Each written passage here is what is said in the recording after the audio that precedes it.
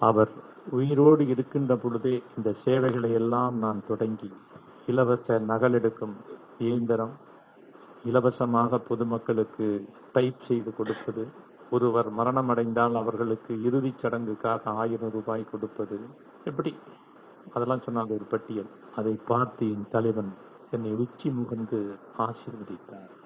அதனுடைய உச்சம்தான் மனிதநேய இலவச கல்வி அறக்கட்டளை 2005ஆம் ஆண்டு தொடங்கி 2006ஆம் ஆண்டு புரட்சி தலைவி அம்மா அவர்களுடைய தலைமையில் திறக்கப்பட்டது வேளச்சேரி மண்டபத்தில்.